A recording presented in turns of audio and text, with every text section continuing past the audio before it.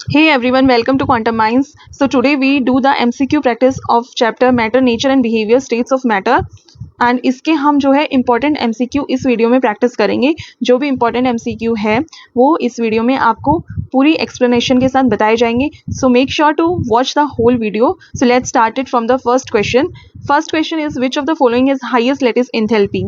कि जो इन सब कंपाउंड्स में से सबसे ज़्यादा एंथैल्पी, जो लेटिस एंथैल्पी है वो किसकी होगी. तो पहले देखिए लेटिस एंथैल्पी होता क्या है, ये आपको पता होना चाहिए कि व्हाट इज लेटिस एंथैल्पी. तो लेटिस एंथैल्पी देखिए वो होता है वो एनर्जी जो किसी, ये जो है हमारे पास लेटिस गिवन है, इसको आयंस में ब्रेक डाउन करने के लिए चाहिए. कि मतलब हमें जो ये दिया हुआ है आयोनिक कंपाउंड, जो आयोनिक कंपाउंड गिवन है, इसको हमें किस में कन्वर्ट करना है, सेपरेट करना है. मतलब इसको 1 mole of an ionic compound को इसकी गैशियस कॉन्स्टिट्यूएंट आयंस में, गैशियस कॉन्स्टिट्यूएंट आयंस, ठीक है. Energy required to completely separate 1 mole of a solid ionic compound into its gaseous constituent ions, ये होती है लेटिस एंथैल्पी.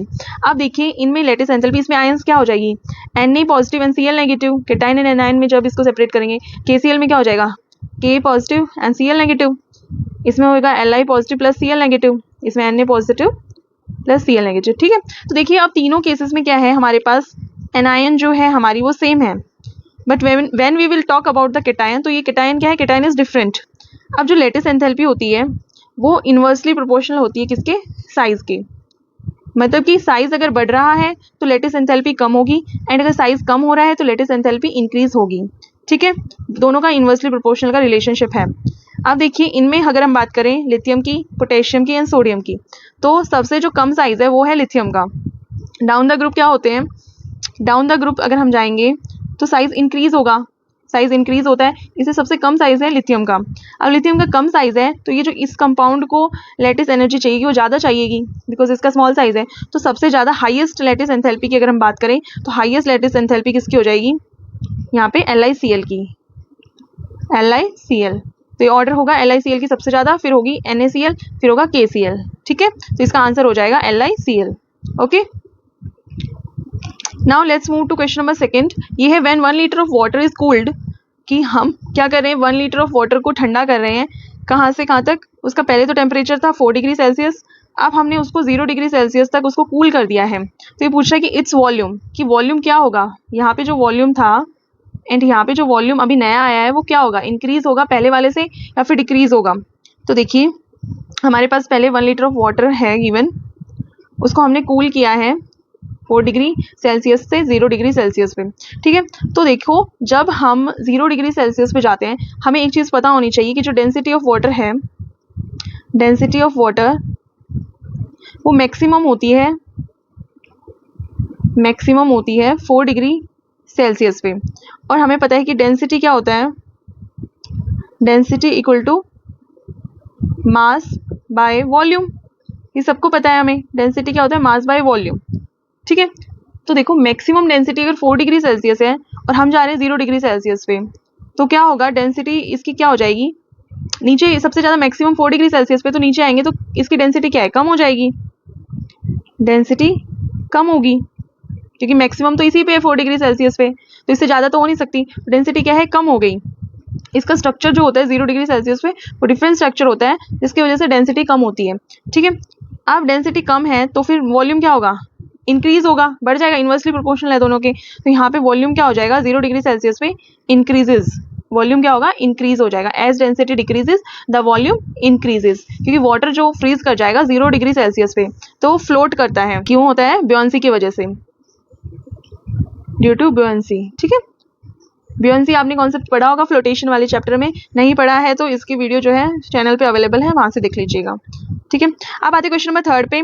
थर्ड है at constant temperature the product of pressure and volume, जो product है किसका, pressure का और वॉल्यूम का, of a given amount of a gas is constant. ये क्या है, PV क्या है, कांस्टेंट है हमारा, of amount of a gas is constant. This is क्या है, कौन सा लॉ है, कि यहाँ पे हमारे पास कांस्टेंट टेम्परेचर है, मतलब टेम्परेचर में कोई चेंज नहीं हो रहा है, कांस्टेंट टेम्परेचर है. एंड जो प्रेशर एंड वॉल्यूम का प्रोडक्ट है वो PV इक्वल टू कांस्टेंट है हमारा.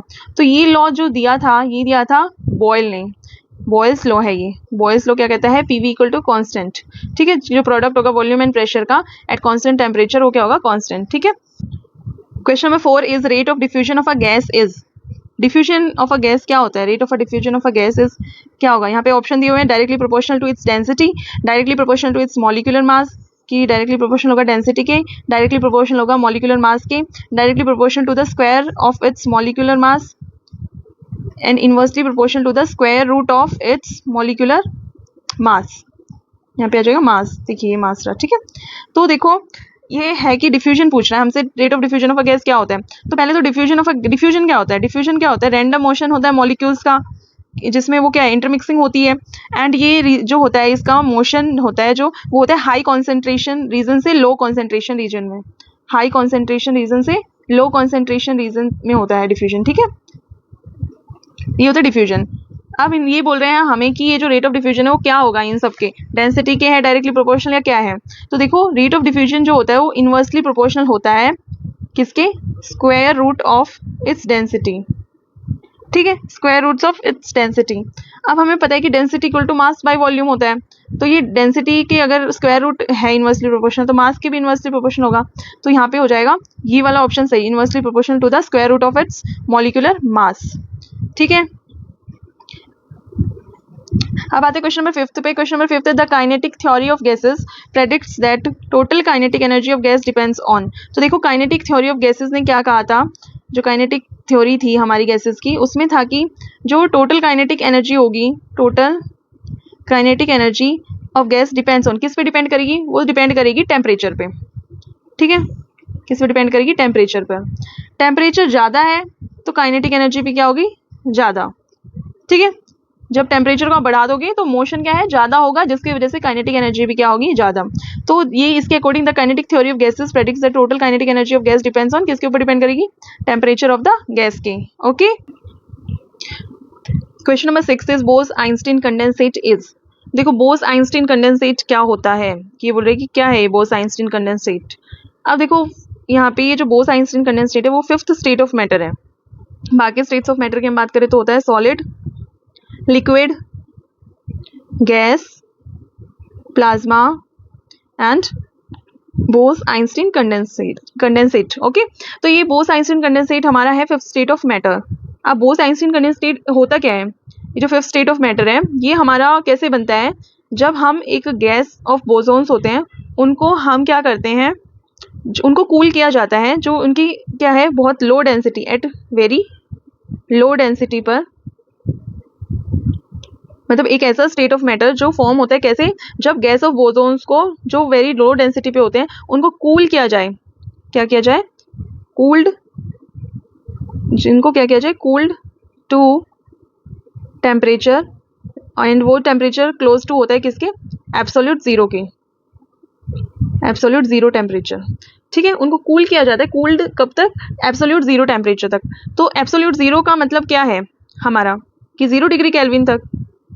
ठीक है, अब इसको अगर हम कन्वर्ट करेंगे उसमें तो ये सेल्सियस में ये क्या हो जाएगा, -273.15 डिग्री सेल्सियस। ठीक है, तो ये जो बोस आइंस्टीन कंडेंसेट क्या है, 5th स्टेट ऑफ मैटर है, जब एक गैस ऑफ बोसोन्स को जो एट वेरी लो डेंसिटी है उनको कूल्ड किया जाए to temperature very close to absolute zero. ये याद रखना, टेम्परेचर क्या होना चाहिए, एब्सोल्यूट जीरो। ठीक है, उनको एक सिंगल एंटिटी की तरह देखा जाता है, फिर एक सिंगल क्वांटम एंटिटी की तरह। ठीक है, तो 5th स्टेट ऑफ मैटर है हमारा Bose Einstein condensate. Question number 7 है CO2 can be easily liquefied and even solidified because. देखो हम जो CO2 है कार्बन डाइऑक्साइड गैस, उसको हम लिक्विफाई भी कर सकते हैं, लिक्विफाइड भी हो सकती है वो और सॉलिडिफाइड भी हो सकती है। ठीक है, ये सबने पता होगा कि सॉलिड CO2 क्या होता है, ड्राई आइस होता है, सॉलिड CO2 ड्राई आइस होता है। एंड जो CO2 होती है लिक्विड फॉर्म में उसको हम फ्रीजिंग वगैरह के लिए एंड फूड प्रोडक्ट्स को चिल करने के लिए यूज़ करते हैं हम। तो ये है कि CO2 के काफ़ी यूज़ हैं। ठीक है, तो ये हम इसको लिक्विफाई और सॉलिडिफाई क्यों कर सकते हैं, इसका रीज़न क्या है मेनली, तो इसमें क्या होता है, फर्स्ट ऑप्शन है it has weak force of attraction, कि वीक फोर्स ऑफ अट्रैक्शन होती है इसमें। सेकंड है it has comparatively more force of attraction than other gases, कि ज़्यादा फोर्स ऑफ अट्रैक्शन होती है इसमें गैसेस के कंपेयर में जो बाकी गैस है। थर्ड है it is more intermolecular space, की स्पेस ज़्यादा होती है। It is present in atmosphere, तो देखिए एटमॉस्फेयर में तो और भी गैसेस प्रेजेंट होती हैं। इसका आंसर होगा it has weak forces of attraction, इसके वजह से क्या है इजीली लिक्विफाई हो जाती है एंड सॉलिडिफाई भी हो जाती है। Okay, question 8 is Bose-Einstein condensate have. अभी अभी हमने बोस-आइंस्टीन कंडेंसेट के बारे में पढ़ा है कि क्या होता है इसमें, जो गैसेस होते हैं उनके बोसोन्स, उनको क्या किया जाता है, हम कूल्ड करते हैं टू एब्सोल्यूट जीरो टेम्परेचर। तो हमें पता है कि अब इसमें पूछा है कि ये इसमें low kinetic energy, very low kinetic energy होगी, लो काइनेटिक एनर्जी होगी, हाई काइनेटिक एनर्जी होगी, हाईएस्ट काइनेटिक एनर्जी होगी। अब देखो हमें काइनेटिक एनर्जी का रिलेशन पता है कि kinetic energy is directly proportional to temperature. अब हम क्या कर रहे हैं, इसको कूल किया था हमने बिल्कुल एब्सोल्यूट जीरो टेम्परेचर पर, तो इसकी काइनेटिक एनर्जी भी क्या होगी, वेरी लो हो जाएगी, क्योंकि हम यहाँ पे जब एब्सोल्यूट जीरो पे हम इमोबाइल जो होते हैं ना पार्टिकल्स को इमोबाइल कंसीडर करते हैं कि मतलब they are not moving, and if there is no motion then kinetic energy is very very low, तो वेरी लो काइनेटिक एनर्जी। तो बोस-आइंस्टीन कंडेंसेट क्या होगा, वेरी लो काइनेटिक एनर्जी होती है उसमें। क्वेश्चन नंबर 9 है विच of the following is incorrect about plasma. अब आ गया यहाँ पे फोर्थ स्टेट ऑफ मैटर जो कि है प्लाज्मा। अब ये पूछ रहे हैं हमसे कि जो प्लाज्मा है वो है, फर्स्ट ऑप्शन है fluorescent tube and neon sign bulbs consist of plasma, कि जो फ्लोरोसेंट ट्यूब होती है, जो हम ये ट्यूबलाइट वगैरह यूज करते हैं, उसमें प्लाज्मा होता है। सेकेंड है the gas gets ionized when electrical energy flows through it. ये देखो प्लाज्मा आयोनाइज्ड से ही, आयन जो होते हैं पार्टिकल्स उनसे ही है रिलेटेबल, तो the gas gets ionized when electrical energy, ये हमसे पूछा इनकरेक्ट, तो ये सही है, fluorescent tubes and consist of plasma, वो प्लाज्मा होता है। सेकेंड है the gas gets ionized when electrical energy flows through it, ionize होती है जब इलेक्ट्रिकल एनर्जी फ्लोज करेंगे हम उसके थ्रू। सी ऑप्शन है it consist of super energetic and super excited particles, ये सबने प्लाज्मा पढ़ा होगा तो देखा होगा कि super energetic and super excited particles होते हैं प्लाज्मा में, ये भी सही है। फोर्थ ऑप्शन है the plasma glows with colour which does not depend upon nature of gas, तो ये जो है ये इनकरेक्ट हो गया, जो प्लाज्मा ग्लो करता है वो डिपेंड करता है नेचर ऑफ गैस पे। तो यहाँ पे जो इसका इनकरेक्ट अबाउट प्लाज्मा क्या हो जाएगा, ये D option, the plasma glows with colour which does not depend upon nature of gas. तो यहाँ पे प्लाज्मा जो है डिपेंड करता है नेचर ऑफ गैस पे, ठीक है, तो option will be D. Question number 10 is under which of the following conditions we can boil water at room temperature, कि हम इनमें से कौन सी कंडीशन पे वाटर को बॉयल कर सकते हैं रूम टेम्परेचर पे, at low pressure, at high pressure, at very high pressure, at atmospheric pressure. तो इसका आंसर होगा at low pressure. Low pressure पे क्या होगा, जब हम प्रेशर को रिड्यूस कर देंगे ना तो बॉइलिंग पॉइंट क्या है, डिक्रीज हो जाएगा बॉइलिंग पॉइंट, तो इसलिए जो वाटर क्या करेगा, बिगिन कर देगा किस पे, बॉयल करना बिगिन कर देगा रूम टेम्परेचर पर, ठीक है, तो इसका आंसर हो जाएगा eight low pressure. 11th question which of the following does not affect rate of evaporation. अब देखो रेट ऑफ इवेपोरेशन को कौन कौन सा इनमें से फैक्टर है वो इफेक्ट नहीं करता है बिल्कुल भी।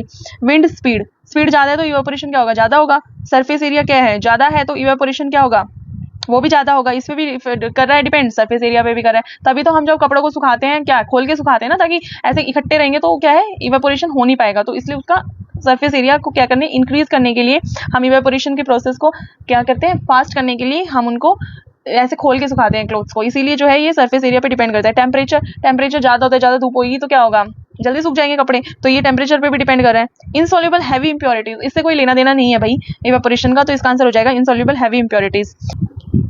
Question number 12 is at absolute zero temperature are substance exist in. तो देखिए विच स्टेट्स ऑफ मैटर, जो एब्सोल्यूट जीरो टेम्परेचर होता है,